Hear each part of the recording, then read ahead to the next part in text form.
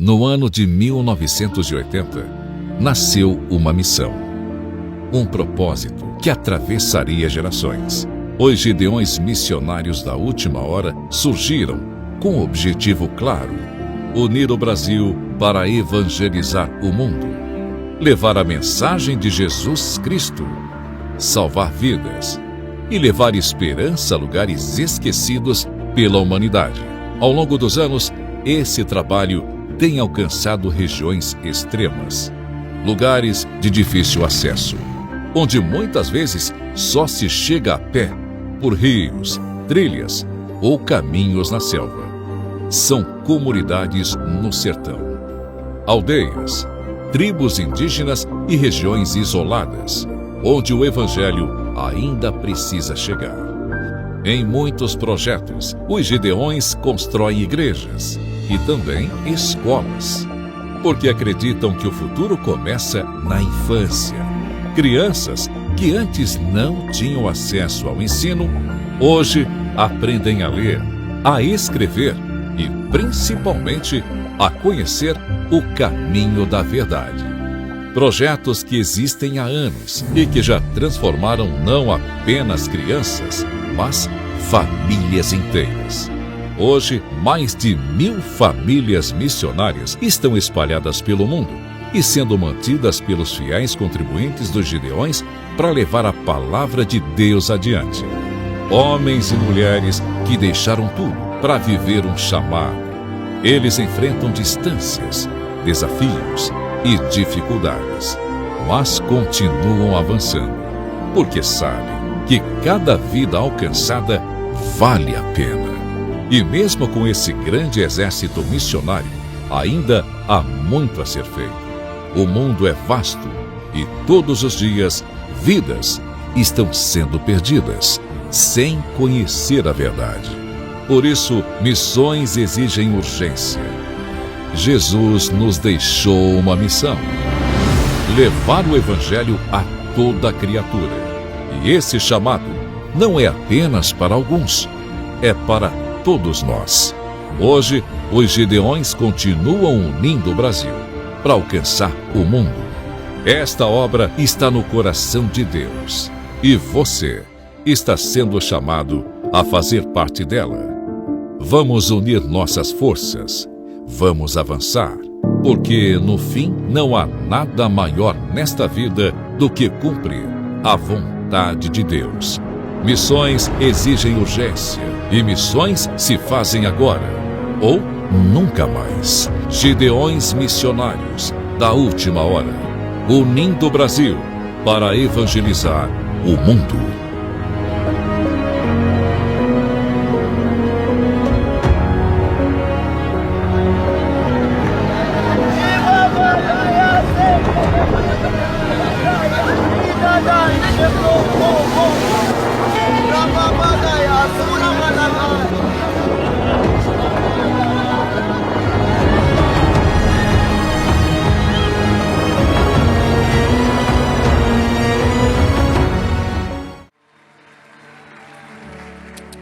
Glória a Deus.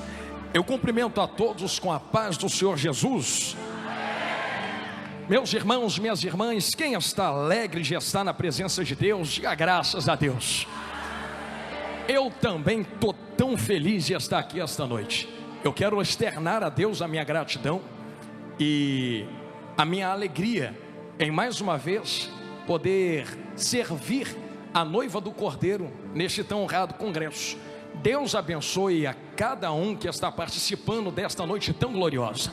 Eu louvo a Deus pelas vossas vidas e glorificado seja Deus, porque se não fosse Ele, nenhum de nós estaria presente aqui esta noite.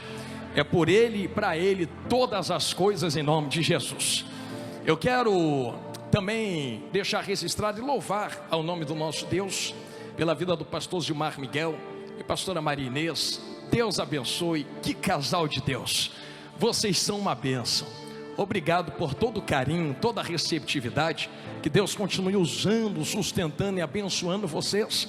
São uma referência de intimidade com Deus. Deus os abençoe cada dia mais em nome de Jesus.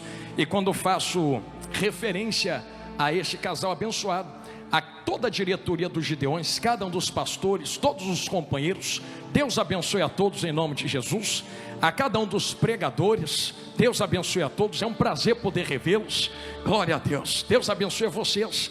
Eu não vou citar nomes, posso esquecer de alguém, mas pastor Júnior Trovão, Deus abençoe em nome de Jesus todos os pregadores. E Deus abençoe também pastor Júlio, está ali atrás. Deus abençoe em nome de Jesus.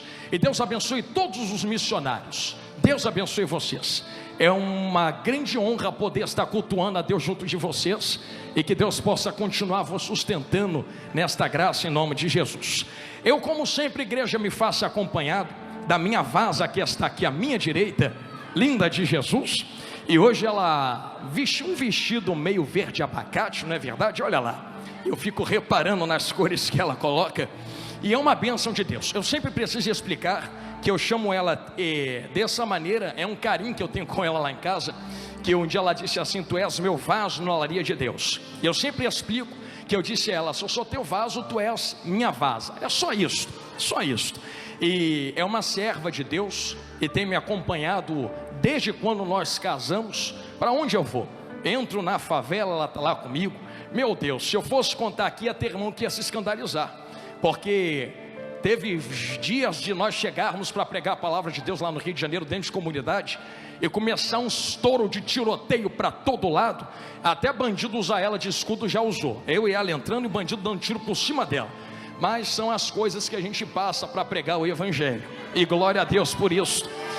Então ela me acompanha, entra na comunidade, vai para o meio da roça, e sempre dando glória com esse sorriso lindo, e que Deus colocou no coração dela e no rosto dela. Então Deus abençoe, tu és uma bênção, glória a Deus, e grande é o vosso galardão nos céus. Nós somos ali da Assembleia de Deus em Marechal Hermes, lá no Rio de Janeiro, ligada a Conamad, e eu trago um grande abraço de toda a minha igreja, que nesse exato momento está nos acompanhando, está em oração lá no Rio de Janeiro, e do meu pastor Magni Ferreira, minha pastora Cilei Ferreira. Trago um abraço de toda a igreja e todos os cariocas a esse tão honrado congresso. Amém? Quem tem Bíblia, diga eu tenho, pastor Jonathan. Saca a tua espada então, em nome de Jesus, e localiza comigo o Evangelho de Lucas, capítulo de número 12. Evangelho de Cristo segundo escreveu Lucas, capítulo de número 12. Aleluia, Deus é bom e a sua misericórdia dura para sempre.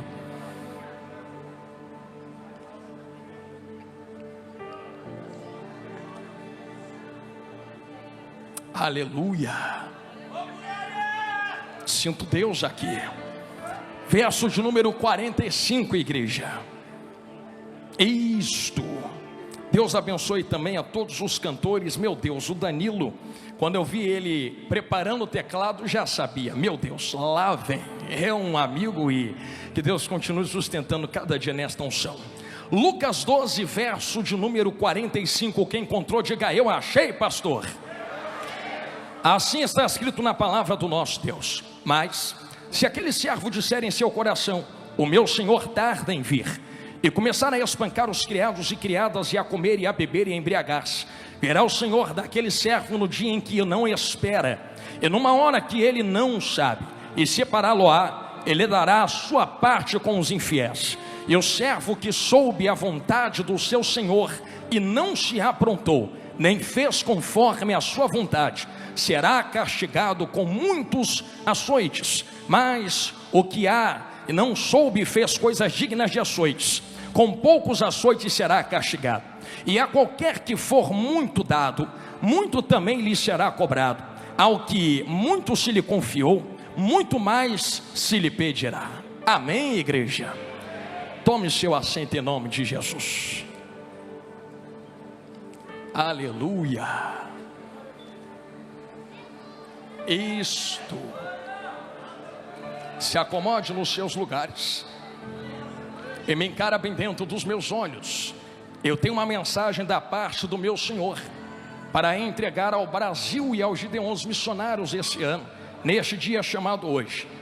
Estava eu em conferência com o nosso mestre, em oração, pedindo há meses atrás a direção daquilo que deveria lhes entregar. E o Espírito Santo foi muito enfático em vos direcionar uma palavra acerca da disposição do tema que entregou ao servo de Deus. Essa chama não pode se apagar. E é sobre isso que o Espírito Santo quer direcionar cada coração aqui disposto esta noite, que nos acompanha pela internet e que está aqui na nave da igreja. Eu tenho certeza que todos vocês conhecem que Cristo se comunicava muitas vezes por parábolas. E fazia isto porque entendia que a limitação da mentalidade humana talvez não alcançasse a dimensão dos segredos e dos mistérios espirituais. É por isso que várias vezes ele vai simplificar a dimensão de tudo aquilo que Deus é, em palavras tão simples que, por serem simples, talvez nos escapem alguns detalhes, mas são exatamente nas suas simplicidades que a palavra de Deus nos apresenta as suas maiores profundidades. E é exatamente dentro deste contexto que em Lucas capítulo de número 12, Jesus começa a apresentar uma ampla visão do que é o reino de Deus. Em paralelo do capítulo 12, o capítulo 24 faz a mesma menção desta mesma parábola ou pregação de Jesus. E quando nós pulamos ao capítulo 24, nós estamos caindo dentro de uma pregação escatológica do mestre. Quando você começa a ler o capítulo 24, do verso 1 até o verso 14, você vai ver Jesus dizendo aquilo que havia de acontecer antes do fim chegar. É exatamente neste grupo de versículos que a igreja vai identificar, por exemplo, o esfriamento do amor, as guerras, os rumores de guerras, as perseguições, o levante de falsos profetas. Mas Jesus sempre vai dizer: não se preocupem, porque ainda não é o fim, denotando que esses sinais são necessários para que a igreja possa identificar a proximidade do arrebatamento. Então que fique claro nesse começo de mensagem, até o versículo 14 já está acontecendo na nossa época. E se você for fazer um paralelo, por exemplo, com tudo que sai na mídia, você vai encontrar guerras, rumores de guerras, perseguições. E eu quero parar nesse exato ponto em específico: as perseguições. Eu estou vendo uma multidão de milhares de pessoas aqui dentro do pavilhão dos Gideões Missionários 2026, sentados para serem alimentados pela palavra de Deus. E a pergunta que eu vos faço nesta introdução de mensagem, enquanto vocês estão aqui dançando na presença de Deus, pulando, marchando, dando lugar, quem é que entrou por aquelas portas para fuzilar vocês? Quem é que entrou naquela porta ali para arrancar a cabeça de vocês fora? Quem é que entrou ali para fazer como na Nigéria, que milhares de cristãos estão sendo assassinados? Quem é que entrou ali como na Coreia do Norte para jogar dentro de prisão e torturar? Quem é que entrou ali como em certos países da África para poder fazer aquela maldade que tu sabe qual é com as mulheres? Quem é que entrou ali para prender só porque tu está falando de Jesus, como em alguns países da América Latina? Quem é que entrou ali que, como no Oriente Médio, dispara e descarrega uma AK-47 só porque gritou Jesus? Vocês entendem que tem lugares na terra nesse exato momento que tem gente sendo fuzilada e o sangue escorrendo no chão só porque está dando glória a Deus que tu pode dar aqui dentro. É por isso, pastor Gilmar, que quando eu entro na presença de Deus, eu não meço o tamanho do glória e do aleluia que outros dão, e nem eu mesmo dou. Eu sei o que a igreja está passando na terra. Outros queriam estar sentados no teu lugar e não pode, mas tu pode estar sentado aqui. Eu fiz esta introdução para trazer uma mensagem de um nigeriano. Ano passado eu estava em missão na Angola, e um nigeriano veio até mim e disse: pastor, quando o senhor pregar ao Brasil, diz para os irmãos brasileiros que entrar na presença de Deus no Brasil não é obrigação, é oportunidade que Deus está dando a vocês, e manda eles aproveitarem a oportunidade que Deus está dando, porque nós queríamos cantar como vocês cantam e não podemos, nós queríamos dançar como vocês dançam e não podemos. Mas Jonathan, avisa eles que se nós não nos encontrarmos na terra, um dia nós nos encontraremos na glória por toda a eternidade para louvar ao Cordeiro de Deus. Enquanto eu prego isto a vocês nesse começo de pregação, o meu coração, a minha alma chora por dentro, por ver irmãos, Jesus, chorando e a alma se deleitando e derramando, por causa da terrível perseguição que se levanta contra a igreja na terra. Será que enquanto eu ministro isso a vocês, vocês podem colocar na tábua da vossa mente as milhares de vidas e de almas que estão gemendo e chorando debaixo de espadas, de fuzis, de facas e de torturas? Eu vou além. Será Será que vocês podem ouvir as milhares de almas que gemendo e chorando estão gritando, chamando e precisando de alguém lhes entregar a poderosa palavra de Deus? Este é o cenário que nós estamos vivenciando. Não, os irmãos precisam entender que talvez o Brasil ainda não esteja vivendo uma via de fato de perseguição. Nós estamos numa bolha de proteção divina. Deus ainda não permitiu o peso da espada passar na igreja brasileira. E dá glória a Deus por isso, porque eu já vi gente dizendo que a perseguição tem que despertar, mas avivamento não vem através de perseguição. Tem muita gente errada por causa disso. Se fosse assim, a Coreia do Norte tinha o maior número de igrejas. Entenderam? Na esquerda, vou falar olhando para a direita. Coreia do Norte é perseguida, estão sofrendo com a ausência de palavra, igreja e avivamento.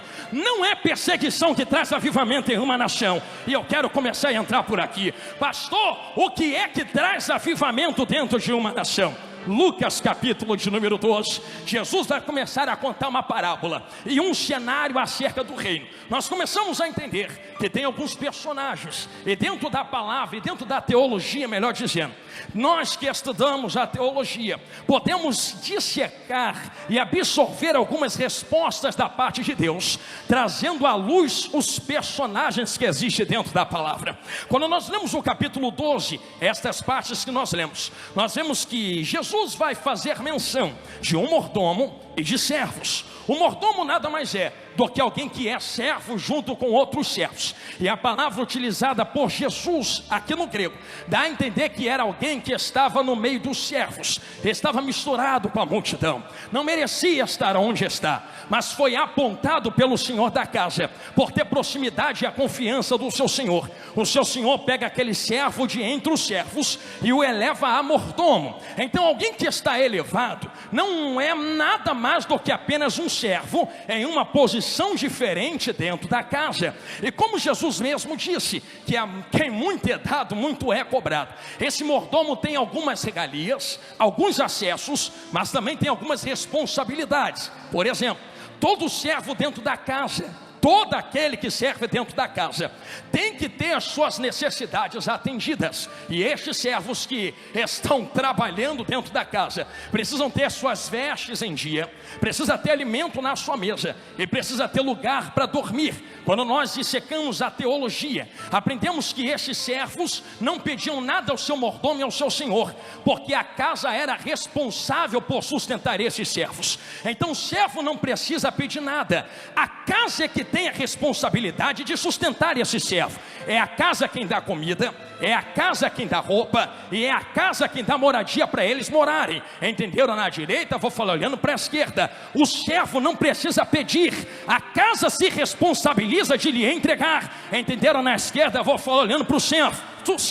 O servo que é servo não precisa pedir, a casa tem o dever de se responsabilizar pela estrutura do servo. O servo não pede, porque a casa da comida, a casa da moradia e a casa da roupagem. Agora olha que engraçado, que do meio desses servos, ele escolhe um como mordomo. Esse mordomo ainda é servo, então mordomo também não pede, porque o mordomo também é sustentado, mordomo também tem comida, mordomo também tem moradia. Só que o mordomo tem acesso a outras coisas que os servos não têm. Ele tem alguma autoridade sobre servos, e ele direciona servos dentro desta casa. Logo começamos a entender a visão que Jesus está querendo construir dentro desta parábola. Jesus apresenta duas distinções de mordomo. Ele vai começar falando no verso 42 acerca do mordomo fiel e bom. Esse mordomo fiel e bom é aquele que entende a sua missão. E qual é a sua missão? É entender que ele deve entregar comida dentro da casa, ração dentro da casa, entregar algo dentro da casa. E é muito categórico esta palavra utilizada no original, porque a palavra é porção determinada. Então quem recebe da mão do mordomo não recebe nem a mais e nem a menos, não recebe faltando e não recebe sobejando. Estou falando de comida, estou falando de palavra. Por isso este mordomo não precisa se preocupar, porque já tem porção determinada para entregar aos seus servos. Parênteses aberto àquilo que Deus ardeu no meu coração. amo cada um dos irmãos, mas assim está escrito na palavra de Deus. Certo dia, quando Jesus entregava esta palavra, ele determina dentro desse entendimento que é necessário que esse mordomo bom alimente os servos que estão na casa, sem pedir nada mais, sem pedir nada menos. Ele continua no verso 43: bem-aventurado aquele servo a quem o Senhor, quando vier, achar fazendo assim. Em verdade vos digo que sobre todos os seus bens o porá. Jesus dá uma volta de 180 graus e começa a falar de um servo infiel, no verso de número 45: mas se aquele servo disser em seu coração, o meu senhor tarda em vir, e começar a espancar os criados e criadas, e a comer e a beber e embriagar-se, virá o senhor daquele servo no dia em que ele menos espera, e numa hora que ele não imagina, e vai pegar aquele servo de surpresa. Aqui existem algumas lições que Jesus passa dentro da parábola. Ele começa apresentando o fato de haver fartura dentro da casa, porque logo no verso seguinte é quando nós lemos no 45: aquele servo infiel come, ele bebe, embriaga-se, ele farta-se, e não há problema em ter fartura dentro da casa. O problema é a fartura cegar o entendimento missionário daqueles que estão entregando a comida. Repito, o problema não é haver fartura dentro da casa, o problema é a fartura cegar o entendimento do propósito missionário daqueles que entregam a comida. A obra geme enquanto este servo não apresenta aquilo que lhe foi dado a apresentar. Você não vê em nenhum momento da mensagem, ou da palavra, melhor dizendo, que enquanto o servo não entrega aquilo que lhe foi determinado, o Senhor não se apresenta. Esse Senhor tem data, hora, dia determinado para se apresentar. Nisto aqui é um perigo terrível,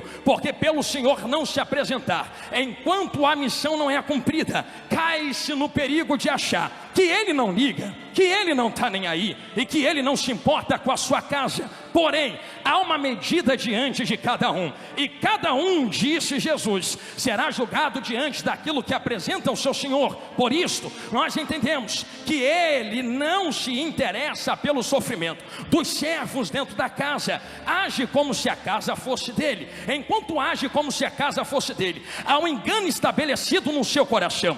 E aqui existe um porém muito grande: o engano estabelecido no coração desse mordomo é um plano terrível que o condena à condenação eterna. Ele diz em seu coração: o meu Senhor não vai voltar agora, eu tenho um tempo de me consertar, eu tenho um tempo de falar o que Ele mandou falar, eu tenho um tempo de entregar o que Ele mandou entregar, eu tenho um tempo de fazer o que Ele mandou fazer. Só que ninguém sabe o dia e nem a hora. Vai que Ele volta enquanto eu estou pregando para vocês aqui esta noite.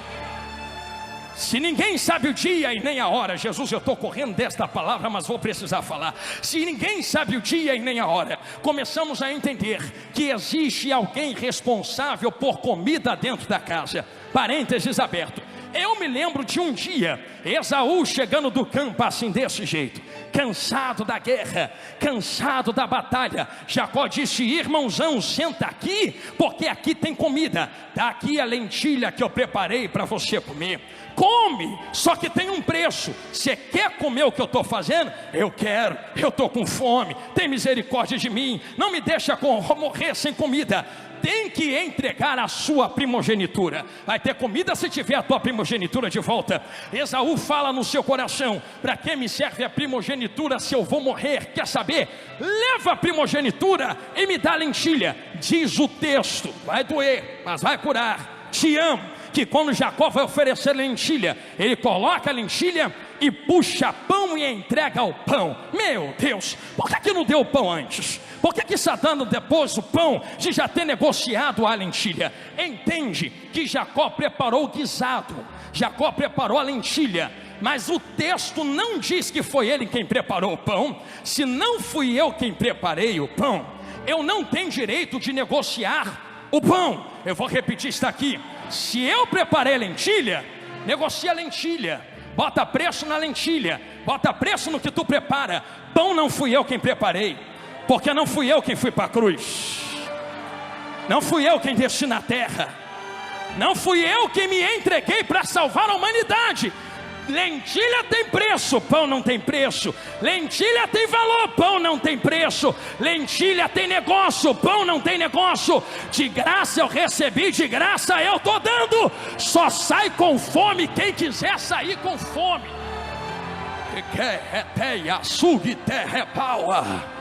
Não. Jacó está responsável pela lentilha e pelo pão dentro da casa.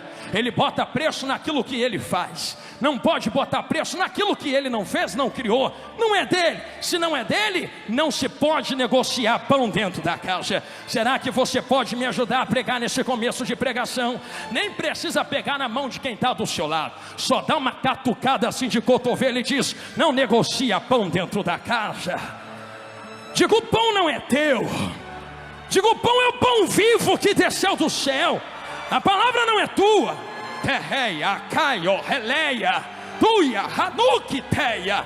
Eu não tenho direito de botar preço no pão. Se eu não tenho direito de botar preço no pão, como é que eu vou sobreviver? A casa se responsabiliza pela roupa. A casa se responsabiliza pela comida. A casa se responsabiliza pelo lugar de dormir. Aqui está a vertente do que Jesus prega. Eu não posso botar preço, porque a casa se responsabiliza de me sustentar até o arrebatamento. Pastor, tu está falando isso aí porque dentro desta parábola. Porque dentro desta parábola identificamos uma coisa terrível que acontece. Este servo fala em seu coração: ele não vai voltar agora não. Já foi no tempo do meu avô que ele não voltou, do meu pai que ele não voltou. Ele vai chegar agora. Quero começar a pregar agora.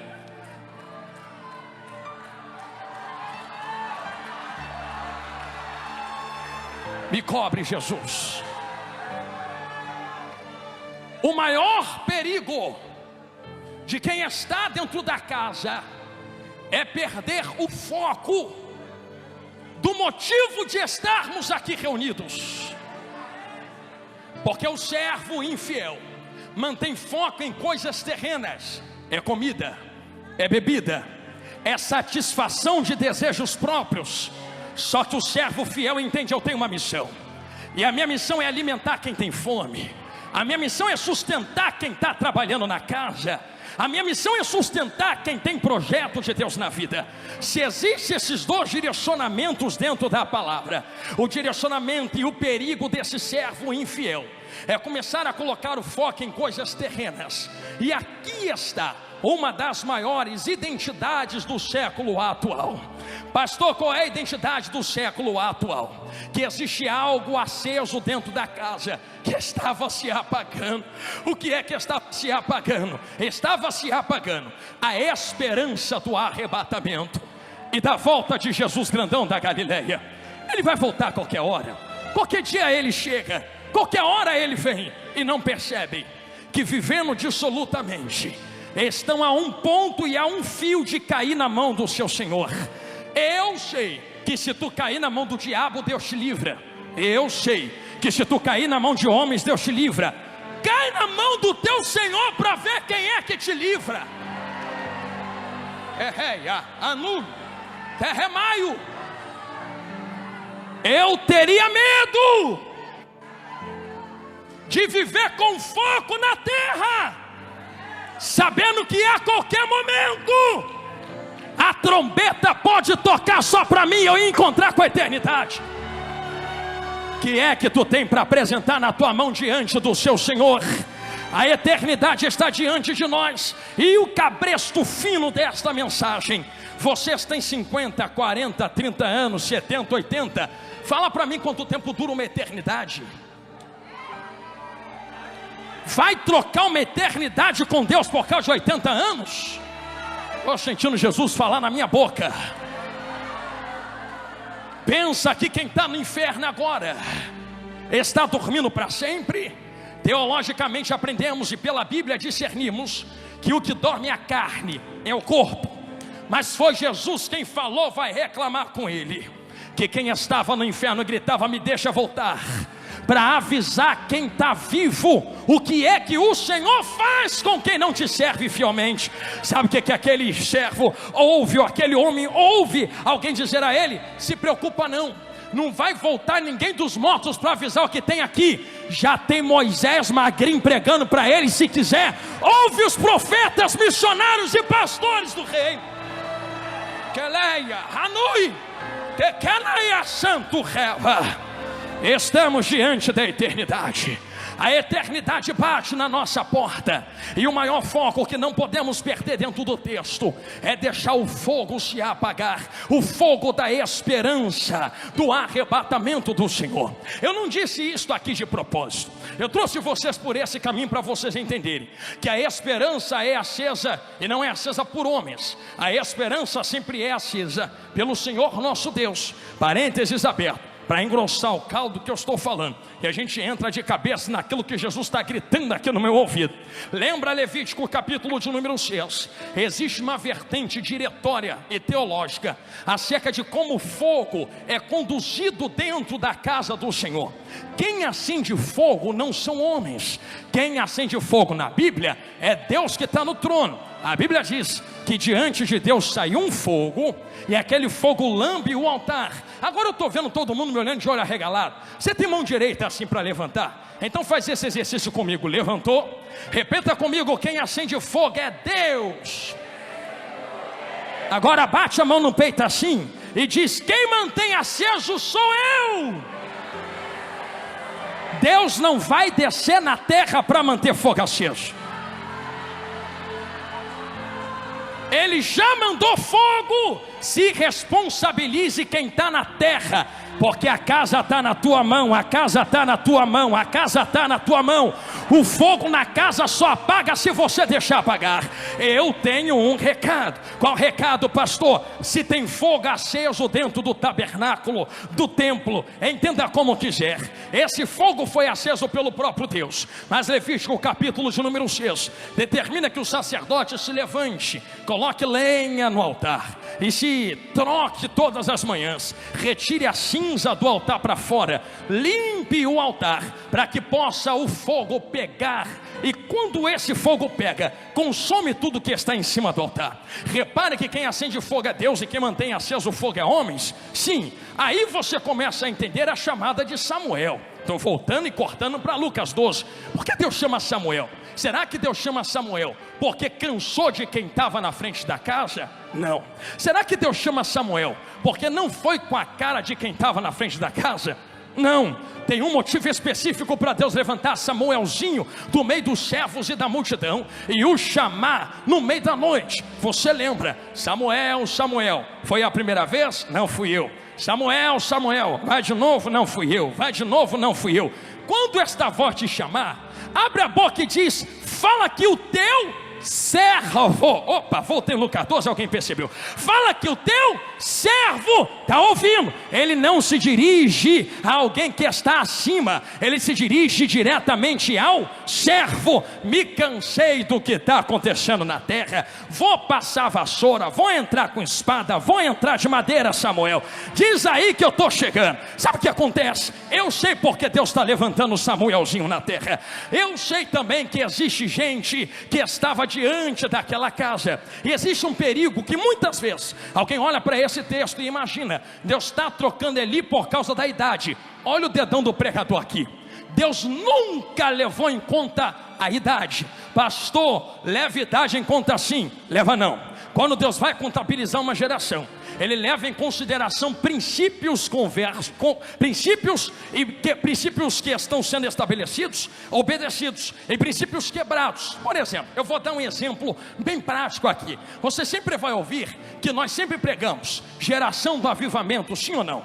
Geração da santidade. Tu já ouviu alguém pregar geração dos 15 aos 20 anos? Geração dos 30 aos 40 anos? Porque não é idade, é princípio, avivamento, santidade, da palavra, do fogo, do manto, geração. Deus também não faz isso que muitos pensam. É por isso que eu vou dar um exemplo dentro do parênteses, que um dia, vou até chegar para trás aqui para alguém ver, vem andando alguém assim, e alguém vem trazendo na sua barriga um menino, chamado quem? João Batista.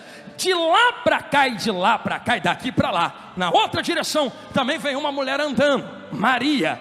João Batista na barriga de Isabel, já entenderam aqui, falou olhando para lá.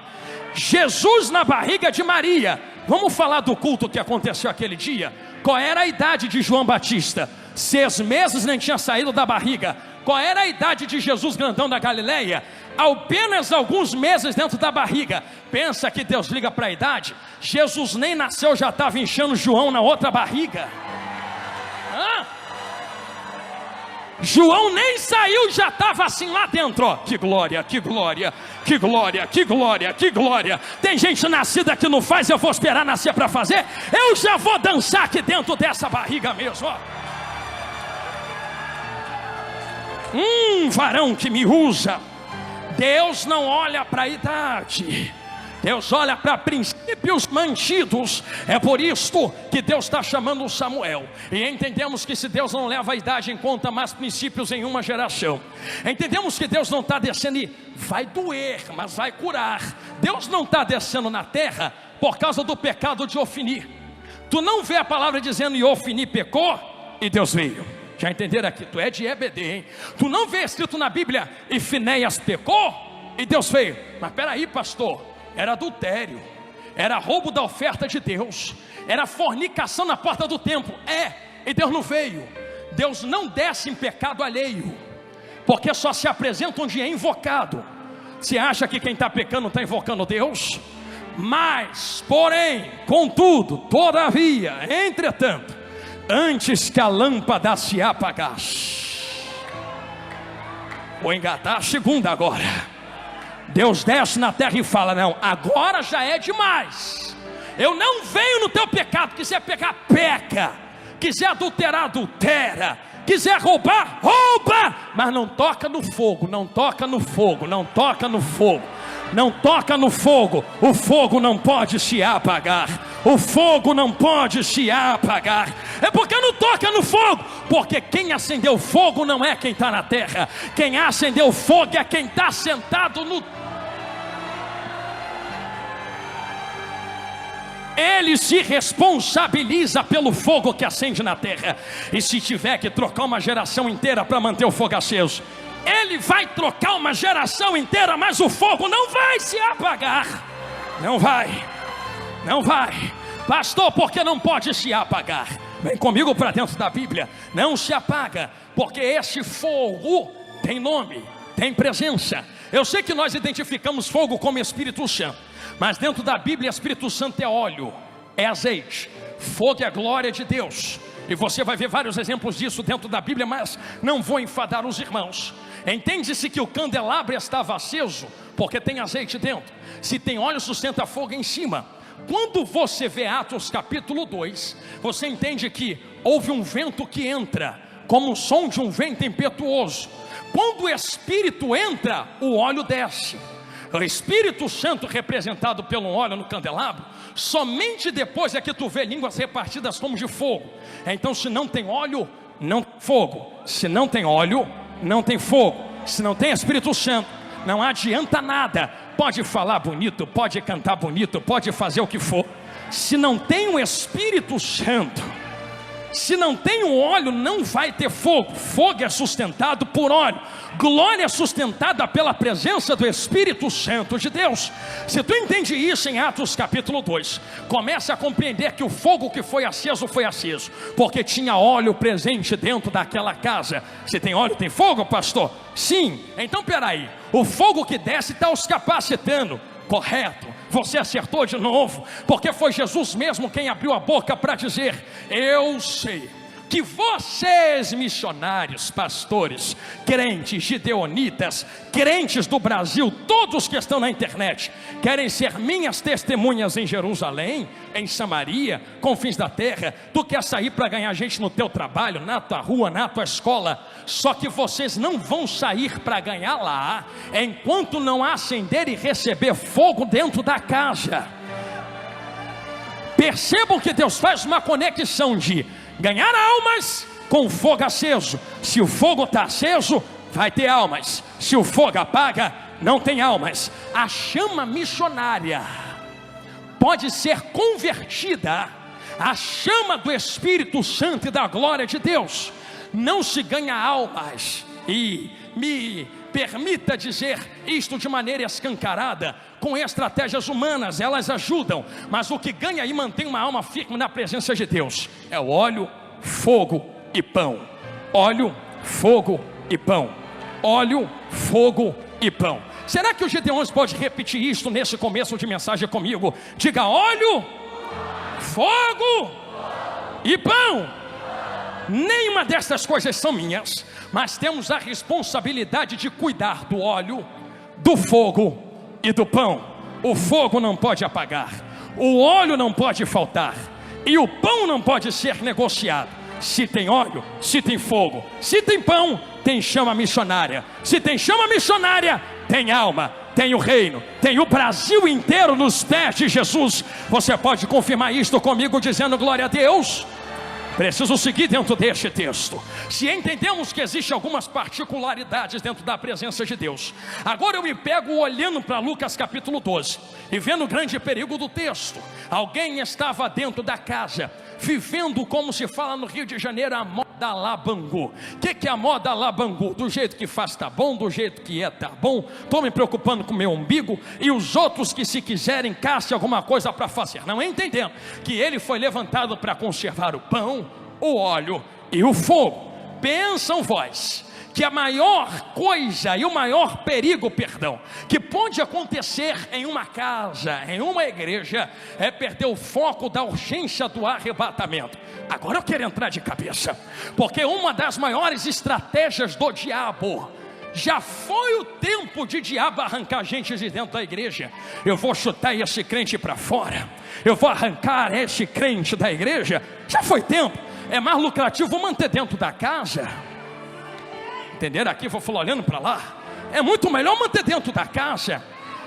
É mesmo, pastor? Sim, mas se está na casa está bom. Não, qual é a visão de quem está dentro da casa? Qual é o foco de quem está dentro da casa? Permita-me abrir um parênteses para testificar isso aqui que eu estou falando. Satanás, um dia, vem comigo para dentro da Bíblia, estava na presença de Deus, via Deus, olhava a Deus. A pergunta que eu faço, e você não precisa gritar, só pensa no seu coração. Tu pensa que Satanás, quando se rebela contra Deus, luta como contra ele? Pensa que Satanás puxa espada assim? Olha para o pastor, vem comigo Deus, que hoje é na força. Se Satanás puxasse a espada diante de Deus, Deus ia olhar para ele e falar assim: é na espada que tu quer? Vamos ver quem tem mais poder. Acabou, venci. Satanás não ia conseguir ficar 1/1000 de segundo de pé diante de Deus. Se não consegue combater Deus no poder, como é que está até hoje perturbando a igreja? Porque Satanás nunca tentou descredibilizar Deus através de poder, mas através de caráter. Satanás, eu vou falar de novo, Satanás tentou tocar no caráter de Deus. E pastor, onde você vê isto teologicamente? Entendemos que Isaías e Ezequiel apresentam um quadro, eu estou entrando em arrebatamento agora, um quadro do que Satanás era antes de cair da presença de Deus. Eu sei que tem teólogos, amigos meus mesmo, que dizem: não pastor, isso aí era rei da terra. Mas irmão, não tire a espiritualidade do texto. Enquanto ele estava diante de Deus, ele se apresentava coberto de pedras preciosas e intentou no seu coração ser igual a Deus. Percebeu que em nenhum momento do texto diz: e puxou a espada contra Deus, mas ele carrega 1/3 do céu, sim ou não? Não se carrega 1/3 do lado passando espada. Não se carrega e se convence alguém botando pistola na cara. Pode até ir na força, mas não vai convencido. Como é que se convence? É mais ou menos assim, ó: Deus está aqui, Satanás está aqui, os anjos estão ali. Você não entende que dentro da palavra diz: nos teus negócios te corrompeste? Peraí, como é que alguém se corrompe em negócio se já está coberto de pedras preciosas? Não está negociando ouro, não está negociando prata, não está negociando pedras preciosas, está negociando influência. E os negócios deles são mais ou menos assim: quero dividir o reino porque eu quero ser igual a ele. Cola do meu lado que a gente consegue ser igual a ele. Sai da placa dele e vem para a minha, cola aqui. Entenderam? Vou falar de novo. Aí vai no outro. Você não acha que é muito poder na mão de um só, não? Você não acha que é muita autoridade para um ficar mandando e todo mundo ficar obedecendo, não? Mas não entende que a casa de Deus funciona assim. Isso aqui não é democracia, que tu vota e escolhe. Isso aqui é reino, tem um rei que manda. Senti Jesus na minha boca. Por isso Satanás tenta dividir mais ou menos. Cola comigo, cola comigo, cola comigo. Um terço do céu se rebela contra o nosso Senhor Deus. Eu vou fazer uma pergunta para entrar de cabeça no arrebatamento. Ele usou espada? Não. Usou o que, pastor? Lábia, palavras. Vou falar de novo, estou chegando em Lucas 12 de volta. Palavras. Não se corrompe alguém que está diante de Deus com espada. Se não, já percebeu que quer vir contra mim. Se não dá para mudar Deus que está sentado no trono, eu mudo a visão de quem serve a Ele. Jesus me cobre. Se não dá para mudar a glória dEle, eu mudo a visão que tem acerca da glória dEle. Agora tudo é pecado. Agora não pode pular, não pode marchar, não pode fazer o avião.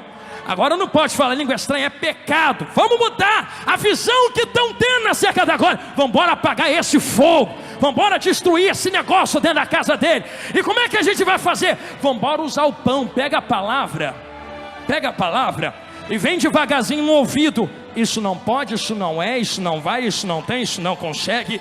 Enquanto estão usando a palavra para mudar o foco, anjos caem da presença de Deus por atenderem a lábia de Satanás. Perceba como a estratégia é a mesma. Satanás foi expulso, sim ou não? Lembra que estava no jardim do Éden? Como é que ele tenta Eva? Tenta com espada ou com palavras? Certamente não morrerás. Só que é engraçado, ele pega a palavra que Deus libera. Eu vou falar de novo. Ele pega a palavra que Deus libera e ele começa a conversa assim. O que Deus falou? Deus falou que não pode comer, porque se comer morre. Morre não. Então até começa com uma verdade. Até começa introduzindo algo do evangelho. Mas quando você entra na vertente do pão, você vê que nunca teve nada de evangelho, nunca teve nada de verdade. Chegou o tempo do Espírito de Deus despertar a igreja brasileira contra falsas mensagens que parece que são, mas não são. Parece que tem, mas não tem. Parece que é, mas não é. Até te faz chorar, não é? Mas a palavra não tem que te fazer chorar, tem que te fazer sair da igreja pensando na tua vida e se consertar com Deus. Santo réu. Se não fizer frescor na minha alma e não me fizer feliz, não é Deus falando. É Deus falando sim. É Deus dizendo: se converte, larga o teu pecado, larga o teu erro.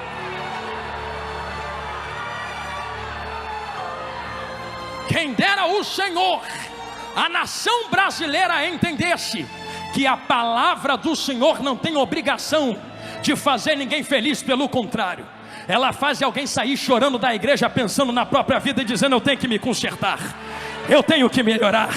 Só que estamos diante de um tempo aonde um dos principais sinais do arrebatamento se apresenta. Em Mateus 24, na pregação escatológica maravilhosa do meu mestre, ele diz que se levantariam falsos profetas. Já sei, pastor, falso profeta é quem vem de chifre dentro da igreja. Não, vem vestido como profeta, parece profeta, diz que é profeta, anda como profeta, fala como profeta, mas ao invés de pregar a verdade, passa a mão na cabeça de quem precisa se consertar com Deus. Eu vim trazer uma palavra no Gideões 2026. Eu ainda creio em uma geração que vai entrar dentro da palavra, levantando a bandeira do evangelho e dizendo: se for para bater, me bate, eu só não quero é perder a minha salvação. Se tu levantou a mão, levanta ela gostosa em nome de Jesus assim. Eu sinto Deus falar na minha boca. Eu convido esta casa santa e cheia da palavra a liberar 10 segundos de glória a Deus. Se aqui ainda tem palavra, como eu sei que tem, abre a boca. Aqui não é melzinho na boca, aqui é chicote estalando nas costas mesmo.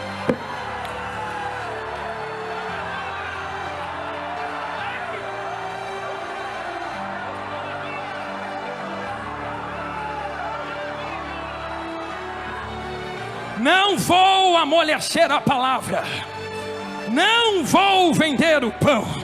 O que não teve de gente falando: cuidado, rapaz, cuidado, homem.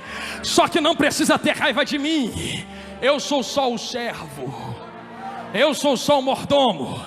Se quiser reclamar com alguém, pode vir falar comigo, pode vir. Ele diz assim: Jonathan, vem cá no canto. Eu não gostei do gosto da comida, eu não gostei do pão, não gostei da palavra. Não tem problema. Como não fui eu que fiz, esta madrugada ainda, eu vou procurar quem fez em oração. Vou. Eu peço ele para te procurar aonde você estiver, para ele botar o dedo na tua cara e falar: por que não comeu o pão que eu botei diante de ti para tu comer? Só morre de fome se quiser morrer de fome. Mas eis aqui diante de vós o pão vivo que desceu do céu, que é a palavra de Deus.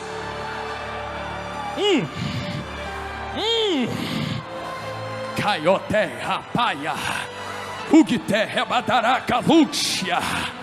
Eu sinto um varão passeando entre nós. Cataio reteia, ugite remaiute remaiacaia, colendriaia rassurrefaia. Eu sei que a verdadeira igreja tem entendido o que tem acontecido no nosso tempo. Um dos principais sinais do arrebatamento não é guerra nem rumor de guerra, não é a fome nem a perseguição, porque Jesus foi categórico em Mateus 24.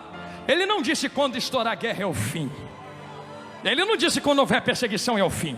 Ele foi claro: quando este evangelho é o pão. A guerra de Satanás nunca foi guerra, rumor de guerra, perseguição. É o pão. Ele está tentando mudar a visão da igreja concernente ao pão. Só que o pão alimenta. E se esse pão ainda é vivo, pensa que a estratégia do diabo mudou? É a mesma que derrubou anjo, é a mesma que derrubou Adão e Eva. Hoje a estratégia é essa. Eu sei que eu vou falar algo aqui que dói, mas cura.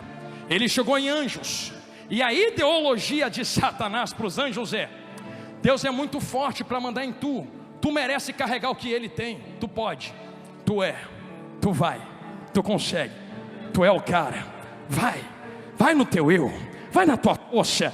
A ideologia do eu derrubou anjos. Chega até Eve: não morrerás, tu serás como Deus.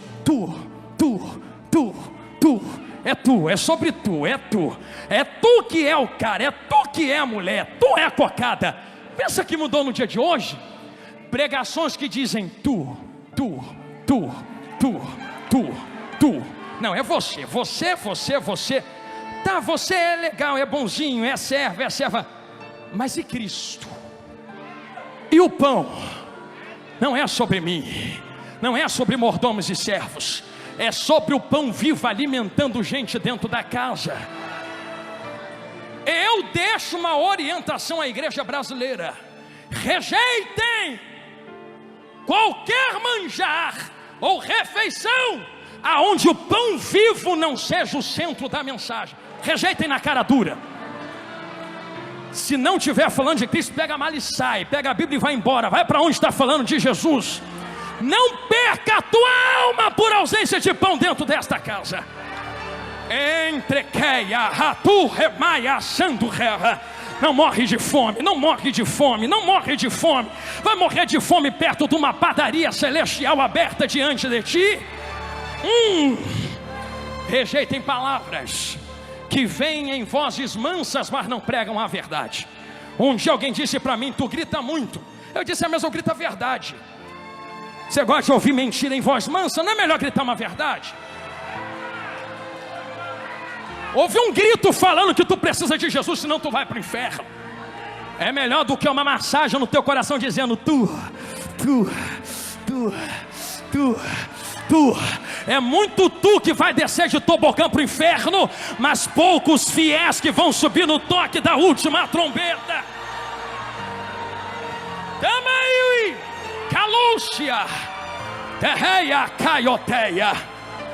Só tem um jeito de nós entendermos e discernirmos quem é que vai rejeitar e quem é que vai atender o verdadeiro pão. Como é que nós discernimos, pastor? O fogo não pode apagar. Parênteses aberto, pulo dentro de Lucas 12 de cabeça de novo.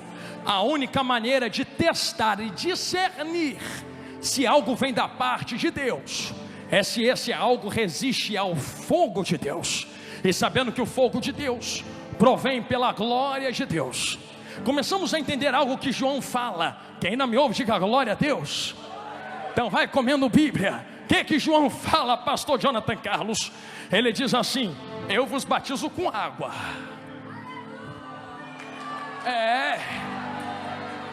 Mas vem um aí atrás de mim, após mim, perdão, que não batiza com água, ele vos batizará com o Espírito Santo. Não com fogo. Ele não deu a opção de escolha. Ele não disse escolhe o fogo ou o Espírito Santo. Ele deu os dois. Se ele dá os dois, isso está implícito no original. Por favor, com todo respeito a quem não acredita, mas está muito claro no texto que isto aqui não é fogo do inferno. Isto aqui é fogo que ele entrega para fazer a obra. Pastor, onde está esse fogo? Eu poderia falar de Jeremias, de fogo ardendo nos ossos, mas permita-me falar da sarça ardente, porque só é destruído no fogo de Deus quem não é do fogo. Vou falar de novo. Só é destruído no fogo de Deus aquilo que não é fogo, não provém do fogo, não nasceu do fogo. Agora o que é fogo junto com fogo é conservado com fogo. Quer ver? Sarça está ardendo, é ou não é? Mas está queimando e destruindo? Não, porque fogo conserva aquilo que é dele. Quando eu olho para os gideões missionários, eu vejo sarças ardendo no fogo. Está pegando fogo, mas o fogo não destrói as sarças. É isso que é acender fogo. E esse fogo que está aceso é a única coisa, cheguei aonde Jesus está gritando, que impede, vambora, vem comigo, o anticristo de meter a mão na terra. Eu acredito firmemente. Eu não posso dar se ele já nasceu, se ele já está vivo, mas a Bíblia nos induz a pensar que existem pequenos anticristos, sim ou não? Se existem pequenos anticristos que se fazem anticristo, então muitas pessoas se fazem como anticristo. E quando nós lemos Lucas capítulo 12, nós vemos a ideia do que é. Pessoas que usam o que Deus entrega em próprio bel prazer.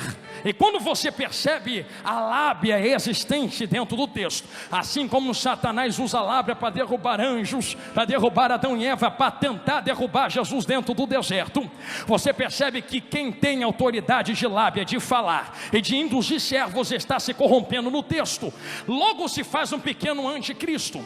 Anticristo tem uma característica: ele usa a lábia para corromper. Você vai ver dentro da Bíblia e dentro do Novo Testamento que o anticristo vai usar a lábia para ganhar nações, para fazer guerras, para destruir. Nós tivemos exemplos de anticristo já na história humana. Por exemplo, você vê eu não vou falar o nome, mas o ditador alemão da Segunda Guerra era um exemplo de um pequeno anticristo. Você vê, por exemplo, líderes bélicos que destroem e matam, são exemplos de anticristos que chegam ao poder com lábia, mas quando chegam destroem, matam e acabam com nações. O anticristo terá o poder de destruir e induzir através da lábia. Porém, a Bíblia é categórica: se ele está vivo ou não, eu não sei, não me importa saber, porque como disse a missionária Neide antes de mim, eu estou indo para a glória. Quem quiser ficar com ele aí, fica. Eu não nasci para ver anticristo, eu nasci para ver Cristo. E quem pegou a fiação do que eu estou falando, pegue. Ai, Jesus, não manda falar isso não. Se nós nascemos para ver Cristo, então nós entendemos que existe algo que resiste ao anticristo na terra. O que resiste ao anticristo na terra? Está na Bíblia. Ainda existe um que resiste ao homem da maldade. Quem é esse um que resiste?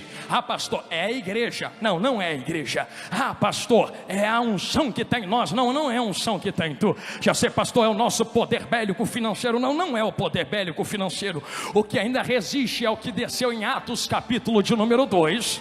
E da maneira que ele desceu, ele não voltou para o céu. Um recado a quem me olha de olho arregalado no meio desta mensagem: o que desceu em Atos 2 ainda não voltou para a glória. Quer dizer que tu não precisa ficar pedindo para ele descer aqui dentro. Ele já desceu há 2000 anos atrás e ainda não foi embora.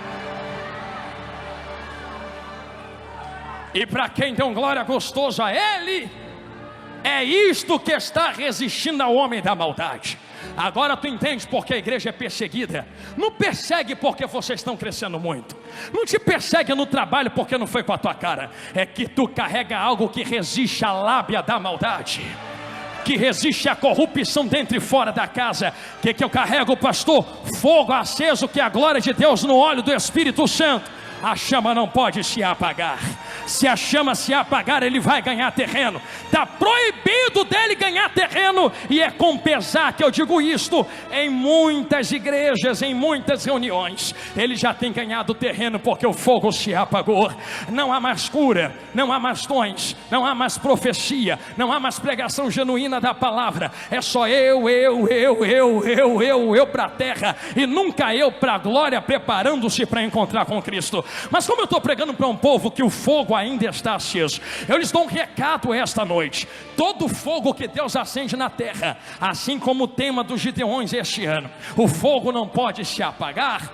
Então vamos, todo fogo aceso na terra tem em si responsabilidade em quem carrega. Eu comecei pregando que vocês têm a responsabilidade de manter esse fogo aceso, e isso é verídico. Somos nós quem alimentamos o fogo, somos nós que mantemos a chama missionária acesa, somos nós que levamos a glória de Deus para dentro da floresta, somos nós que levamos a palavra para dentro dos desertos, somos nós quem atravessamos os continentes para declarar a bandeira do Evangelho e a glorificação do nome de Deus aos povos. Somos nós que carregamos a palavra de Deus. Se somos nós que carregamos e nós que levamos esse fogo aceso nos nossos corações, não tem como fazer o que Deus mandou se o fogo se apagar. Por isto, a minha retórica hoje se induz em dizer a vós: o arrebatamento está prestes a acontecer, muito perto, muito próximo. E eu termino do meio para o final desta mensagem dizendo que o tempo que vocês estão vivendo e o tempo que este mordomo infiel não conseguia perceber é um tempo muito próximo do toque da última trombeta. Eu não quero ser enfadonho aos irmãos em teologia, mas preciso dizer isso. Lembra de quando Jesus abriu a boca para dizer, para tu entender o tempo que vocês estão vivendo: a geração da figueira não passará sem que estas coisas se cumpram. Alguém disse que a geração da figueira é a geração de Pedro, Tiago e João, mas Jesus não disse isso. Jesus disse: olha para a figueira, porque vocês sabem que quando ela bota os ramos para fora, está próximo o verão. O verão não chegou, porque não tem como discernir a data exata que ele entra, mas você já está sentindo o calor dele chegar. Você está vendo o ambiente mudar porque ele está chegando. Você está vendo as coisas acontecerem ao seu redor porque o calor se aproxima. Figueira tem um nome determinado dentro da Bíblia. A figueira é comumente conhecida como a nação de Israel, pastores e missionários.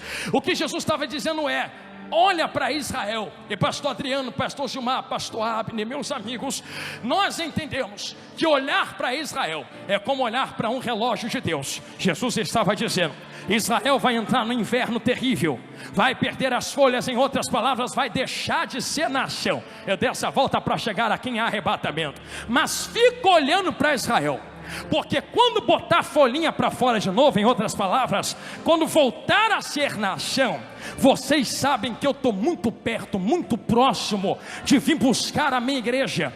E lá se vai Israel. Jesus sobe para a glória, anos 70 chega, Roma invade, dispersa os israelitas, deixa de ser nação. Mas Jesus está do céu, olha para a figueira, olha para a figueira, olha para a figueira. Vai o tempo do Império Romano, Israel não volta a ser nação.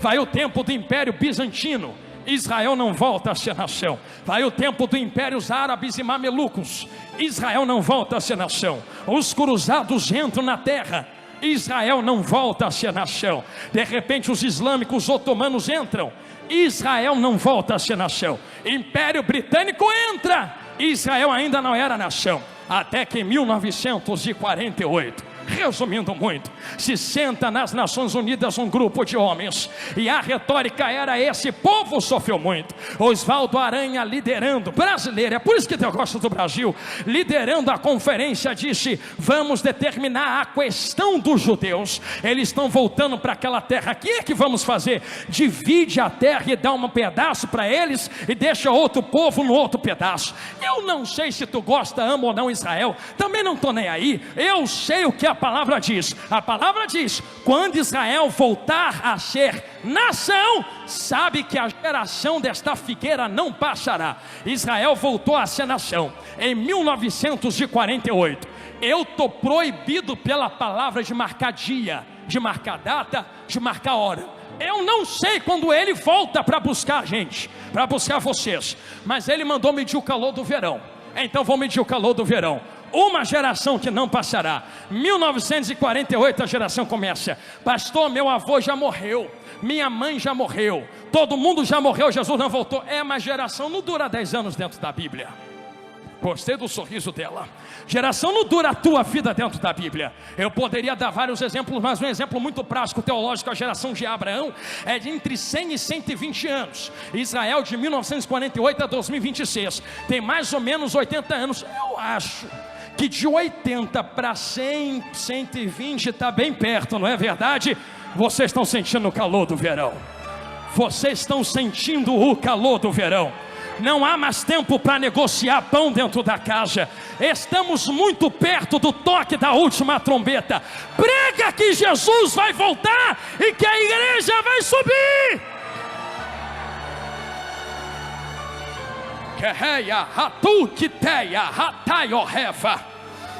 A palavra é clara, que o servo infiel batia e espancava os seus irmãos. Só que, com carinho, a casa não é lugar para indireta. A casa é lugar de tratar assuntos do reino. E existe uma diferença muito grande entre desabafo e denúncia, entre palavra e ataque. Isso aqui não é ataque, isso aqui é a urgência do arrebatamento que está batendo na porta da igreja, dizendo: desperta, porque Jesus está voltando. E como a gente se prepara para a volta de Jesus? O fogo não pode apagar, o fogo não pode apagar, o fogo não pode apagar, o fogo não pode apagar, o fogo não pode apagar. Ele não vem buscar uma igreja apagada, ele vem buscar uma igreja acesa. Eu fecho a minha Bíblia terminando esta palavra, fazendo uma comparativa do que pode acontecer se a chama se apagar. Um dia Paulo está sentado à beira da fogueira desse jeito assim. O fogo começa a apagar, apagar, apagar, apagar, apagar. Alguém levanta e fala: o fogo está apagando, ninguém vai fazer nada nisso aqui não? Ninguém vai levantar? Chegou todo mundo comigo, não vai levantar para catar graveto? Então é o seguinte: se ninguém mais quer, eu quero. Deus não precisa de uma multidão, Deus precisa de um. Entender aqui? Recebe quem quer, fala olhando para lá. Deus não precisa que a maioria esteja de acordo, Deus precisa de um louco que se levanta para catar graveto no meio desse mistério. Tem do Remaia um louco que se levante. Se vocês não querem, porque é tão fácil aproveitar do fogo que está aceso, quero ver levantar para catar graveto e botar no fogo que está aceso.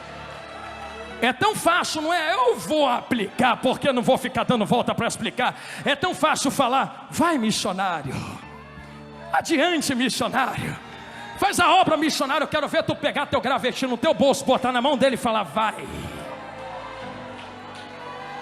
Mantenha a chama acesa. É tão fácil absorver e sentir o calor do fogo. Paulo se levanta, estou terminando agora, começa a catar graveto desse jeito assim, ó. Graveta aqui, graveta ali, graveto lá, bota embaixo do braço e vem, se aproximando do fogo, se aproximando do fogo, trazendo graveto. Eu não quero ver o fogo apagar. Esse fogo foi aceso para nos manter vivos. Estamos vivos por causa do fogo. O fogo não pode. Se você não quer, me deixa eu catar os gravetinhos. Se você não vai, me deixa aí, não me impede. Eu só estou tentando manter o fogo aceso para nós 2, para nós 3, para nós 10, para nós 50, para nós 1000. De repente os gravetos começam a vibrar. Mas independente, Paulo está chegando perto do fogo, do fogo, do fogo. Quando ele vai jogar os gravetos, uma víbora se manifesta. Eu não sei quem já viu víbora à noite. Cobra no meio do mato, tu não consegue discernir se é cobra, se é galha, até pisa, não é? Pensa que Paulo pegou, ela está inserida entre os gravetos, escondida no ajuntamento, mas no meio do seu esconderijo, porque nunca se esconde fora, sempre se esconde dentro, porque fora já está de cara a tapa para todo mundo ver. Se camufla dentro, se esconde dentro, se pinta dentro, se veste de como quem é dentro, coloca a terno e gravata dentro, bota a saia no pé dentro, carrega a Bíblia dentro, se maqueia dentro, até canta dentro, até prega dentro, está camuflado dentro. E detalhe, enquanto não tiver fogo, vai ter gente camuflada no meio dos gravetos.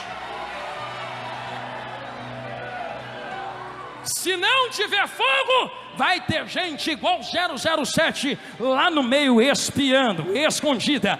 Eu sei que graveta aguenta folha, aguenta fogo. Quero ver víbora aguentar calor do fogo. E alguém vai dar glória lá no meio. Quer ver? Jesus, me segura, que vontade de pular. Na hora que ele joga os gravetos, a víbora sai do esconderijo. Não! Agarra a mão dele. Um recado a todos os missionários, pastores, companheiros de altar, pregadores, ministros, pastores do evangelho. Deus não impede a víbora de nos morder,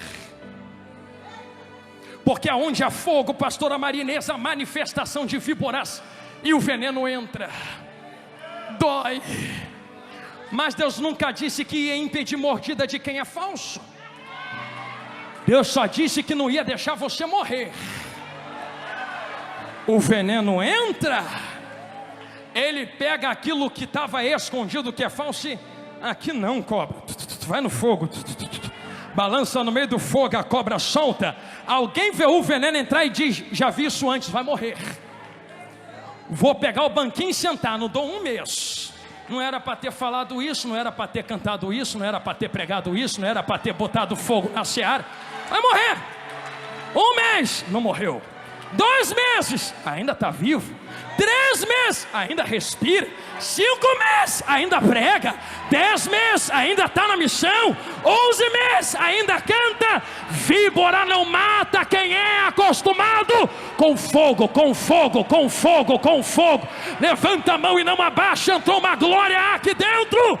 O pavilhão será tomado de fogo do alto agora. Uma coluna de fogo desceu no meio da igreja. Um terremoto de glória vai começar a acontecer nos 4 cantos do pavilhão. Aonde houver alguém que quer fogo missionário, fogo pentecostal, levanta a mão e não abaixa, assim, em nome de Jesus. Assim, 30 segundos e uma nuvem de glória toma conta desta casa. Eu vou contar para te ajudar. 30, 29, 28, 27, 26, 25, olha lá, 24, 23, não vai morrer. 22, tu tem fogo. 21, a chama está acesa. 20, fiel é o que te chamou. 19, tu é servo fiel. 18, a víbora vai morrer assada na churrasqueira de Jeová. 17, falso não vai ficar de pé no meio da seara. 16, Deus conta com os servos fiéis. 15, em menos de 10 segundos. 14, um terremoto de glória começa a acontecer aqui dentro. Quer ver? 13, 12, 11, 10. Uma nuvem de glória já tomou conta do pavilhão. 9, quem quer ser renovado de poder e autoridade. 8, a hora é agora, levanta a mão e abre a boca para adorar. 7, calaioteia, badaioqueremaia. Cancela o português e vem no glória, vem na língua estranha. 6, taioteremaia, tacaioterrebadarauá, ugiteia, calamancho, terrei. Para não dizer que foi porque eu gritei. 4, eu largo o microfone aqui no altar. 3, se é de mim, acaba agora. 2, se é Deus quem está dando um sinal de glória na igreja. 1, a confirmação da palavra vem com fogo. Olha o fogo que desce aqui dentro esta noite.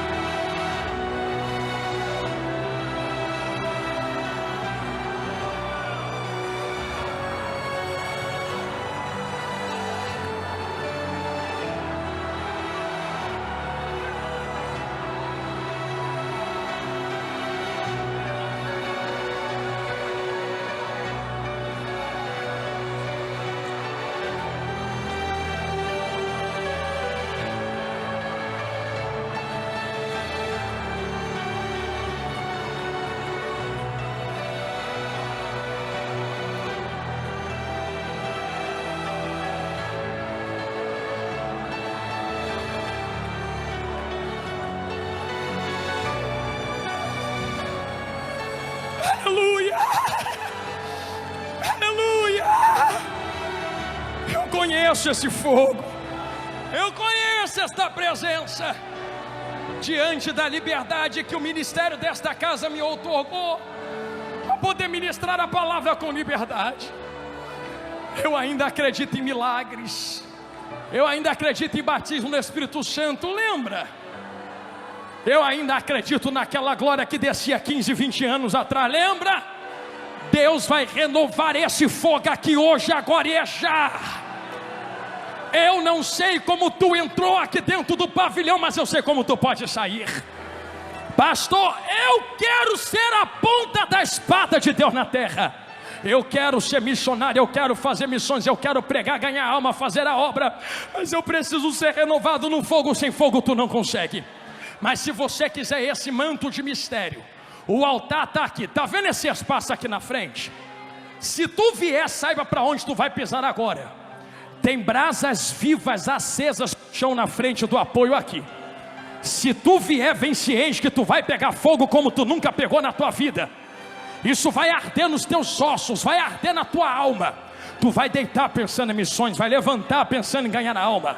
Tu não vai conseguir dormir direito. Isso vai te consumir por dentro. Eu tenho que fazer a obra, eu tenho que ganhar a alma, eu tenho que sustentar a mão de quem faz, eu tenho que ir para o campo, eu tenho que pregar a verdade. Jesus está voltando, é mais forte do que eu. Se você quiser esse fogo e esse renovo, venha correndo agora. Pastor, eu preciso de cura. Jesus também cura a carne. Vem correndo aqui agora, porque vai ter cura entre nós. Eu ainda creio num Jesus que faz cego enxergar, que faz paralítico andar e bota câncer para o lado de fora. Se você ainda crê nesse fogo que foi aceso, o fogo missionário, aleluia.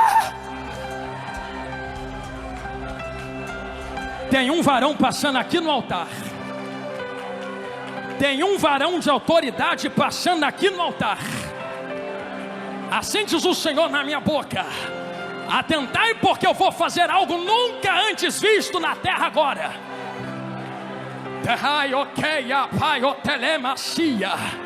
Tem um rolo desenrolado e tem manto de mistério descendo na cabeça de crente. Se prepara para tu viver o que tu nunca viveu, para tu receber o que tu nunca recebeu. No meio desta multidão, quero conhecer se há alguém para Cristo.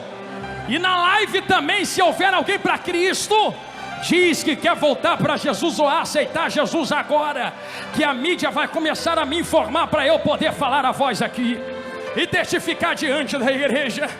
Mas eu vejo irmãos e irmãs com lágrimas nos olhos. Uma coisa que eu vi no texto é que a Bíblia acusou o mordomo infiel, mas não tocou nos servos.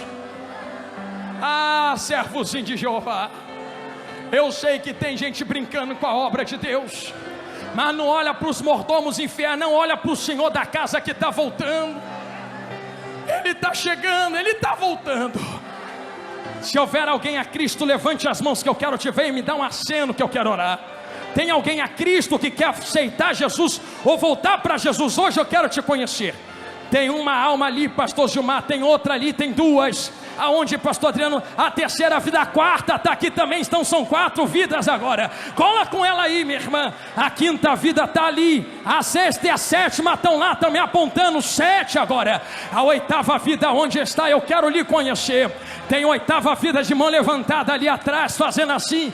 Deus te abençoe, filho de Deus. A 8ª vida está ali. Aonde está a 9ª vida? Cristo, eu quero passar o olho. Aonde meus irmãos estão me apontando, a 9ª vida está fazendo assim. A 9ª vida está ali, a 10ª está aqui, a 11ª, a 12ª, a 13ª está ali. Eu vou falar rasgado algo que Jesus falou no meu coração agora. A 14ª, a 15ª, já são 15 vidas para Jesus. Eu acho que Gideões ainda está comigo, não está?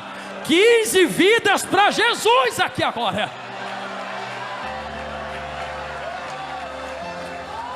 Não, pastor, mas está de terno e gravata. Tá bom. Pega a tua gravata e apresenta para Jesus na porta do céu, vê se entra. Tem que levantar a mão para Ele dentro da casa. Será que há uma 16ª vida? Eu quero lhe conhecer, preciso orar. Há uma 16ª, a 16ª está aqui à minha direita. A 17ª vida onde está? 17ª vida no corredor da igreja está ali, 17 vidas agora. A mídia, por bondade, se puder me informar se há alguém na internet. 18ª vida, onde tu estás? Eu quero lhe conhecer. Aonde, servo de Deus? A 18ª vida está ali chorando. Olha que coisa linda, Jesus. Fica abraçado com Ele, meu irmão. A 18ª vida está ali na direita. A 19ª, onde tu está, terra? Eu quero orar agora. Será que há uma 19ª entre... Glória a Deus. Se houver, levante a mão e manifeste agora. São 18 vidas a Cristo aqui no pavilhão. Na internet tem mais. E vão me informar, aleluia. Se eu puder pedir as vidas... Oh, olha ali, traz ele, servo de Deus. A 19ª está vindo ali. Vocês que estão levantando a mão a Cristo, permita-me usar essa liberdade que o pastor Gilmar me deu. Se tu puder atravessar devagarinho a multidão, vem pedindo licença. Tu que está vindo a Jesus ou levantando a mão para Cristo, vem aqui na frente, eu quero orar por você aqui na frente. A 20ª está chegando, visto, servo de Deus. 20 vidas agora. Vem correndo. Pastor, levantar a mão não adianta. Ah não? Sai do lugar do Espírito Santo agora. Quem tem que saber se adianta ou não é Ele. Não, pastor, mas já está de terno e gravata. Quem conhece o coração do homem é o Espírito Santo. Não ouse tomar o lugar do Espírito Santo agora. É Ele quem decide quem vem e quem não vem. Já tem 20 vidas aqui no altar. Se a mídia puder me informar quantos na internet, fique as 20 vidas aqui na frente agora. Mais 2 aqui, isto. Então são 22, as irmãs estão me apontando, 22 vidas agora. 23 vidas agora. Aleluia. Eu quero pedir à igreja que estende as mãos para toda esta multidão. Nós vamos orar por estas 23 vidas que estão retornando na casa. E depois eu quero orar por todos estes que vieram ao altar. 24ª vida aqui agora. Aleluia. 24 vidas agora. Meu Deus do céu. Eu tenho uma notícia para dar a vocês que a mídia está me informando. Estava em 422, agora tem 475 vidas para Jesus na internet.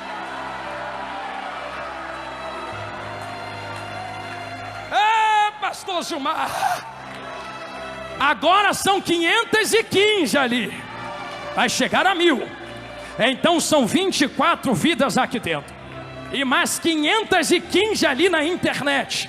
Eu sinto Jesus nesta mensagem. Agora já são 570 almas pela internet aceitando Jesus. Não, eu vou ficar falando para ver se a igreja entende, pastor. Porque por uma vida tem festa. Imagina por 570 mais 24 aqui agora. Que é da glória, 596. Olha ali, está escrito, não estou inventando. Tu pode filmar, servo de Deus, mostra para eles no telão. 596 vidas a Jesus na internet. E está aumentando. Agora são 625. Eu só vou orar quando Jesus mandar ali. 625, 660 vidas agora. Tinha mais de 20 mil pessoas online assistindo. Foi liberto da cachaça aqui agora. Já botou para fora o que estava prendendo ele. Está tendo milagre aqui dentro da casa. Jesus ainda liberta. E já são 733 almas aceitando Jesus na internet. Quando chegar a 1000 vidas, dê a maior glória que tu puder, para estremecer a terra e envergonhar o diabo. Agora já são 762 vidas. Meu Deus do céu, 814 almas pela internet. Mais uma, 25 vidas a Jesus grandão aqui no pavilhão. 25 aqui no pavilhão, 861 na internet. Isto está no telão, quiser olhar, olha. Não estou inventando. Tem milhares de pessoas aceitando Jesus na internet agora. 861 almas a Jesus grandão da Galileia. E mais 25 aqui dentro do pavilhão do Gideões Missionários 2026. Eu vou começar a orar agora. Por 1000. Agora são 949, meu amigo pastor Gilmar Miguel. Com 1000 a gente começa a orar. 982.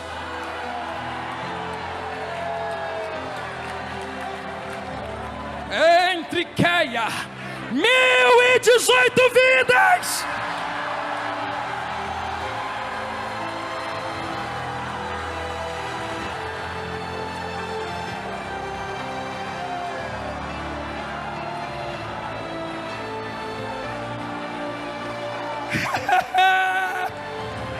É por isso que eu orei a ti, Senhor. 1087. Fecha vossos olhos. Tem mais de 1000 vidas na internet, 25 preciosas aqui dentro do pavilhão. Mais uma, são 26 vidas chegando correndo aqui agora. Abraça ele, meu amigo. Estende as mãos, igreja, vamos orar por essas 1177 agora. E 26 aqui dentro do pavilhão. Meu Deus, 1206 agora. Aonde, serva de Deus? Mais uma aí? 2. Então 27, 28 vidas aqui dentro do pavilhão. 28 vidas no pavilhão e 1227. Pode deixar, pastor, aleluia. Eu quero pedir que tu estenda as mãos, vamos orar por estas 1270 vidas na internet, por estas 28 vidas aqui no pavilhão. E todos vocês que vieram à frente receber renovo do fogo de Deus. Enquanto eu estiver orando, só glorifique a Deus. Quem estiver doente será curado agora. Aonde tiver caroço será expelido. Se houver AIDS, se houver pressão, se houver doença hereditária, vai cair por terra agora em nome de Jesus. Vocês serão curados. E fogo arderá continuamente sobre o altar e não se apagará. Feche os olhos, Gideões Missionários 2026. Senhor, meu Deus e meu Pai, Pai amado, querido e de bondade, 28 vidas estão se rendendo aqui no pavilhão a Ti. E mais 1.400 almas na internet. Senhor, milhares de vidas estão te aceitando como Salvador. Senhor, isto é fruto da mensagem. Senhor, eu quero dar toda a honra e glória a Ti, porque Tu confirma aquilo que Tu coloca diante dos homens. Senhor, eu lhe peço, escreva o nome das 1.452 almas na internet e das 28 vidas aqui no pavilhão, no livro da vida. O que passou, passou, ficou para trás. A partir de hoje começa uma nova história. Senhor, eu sei que a partir de agora nunca mais faltará fogo, porque hoje eles são Teus servos e Teus mordomos. Senhor, agora 1.485 vidas na internet. Eu coloco cada uma deles e delas nas Tuas mãos. E eu lhe peço, Senhor, pela glória que há no Seu nome, enquanto eu oro, começa a passear com Teu Espírito dentro do pavilhão dos Gideões agora. isto. 1518 na internet. Senhor, aonde houver alguém doente, toque agora nesta carne, toque agora nos nervos, toque agora nos ossos, toque agora no sangue. Eu profetizo cura sobre eles. Toda enfermidade bate em retirada em nome de Jesus. Senhor, eu lhe peço, arde teu fogo sobre eles. 1550 vidas agora na internet. Aqui já tem 30 vidas, então são 1567 mais 30 vidas no pavilhão. Senhor, eu lhe peço, enquanto eu estou orando, passa em revista entre eles. Vê quem está de boca aberta te adorando. Senhor, já tem gente batizada no Espírito Santo aqui.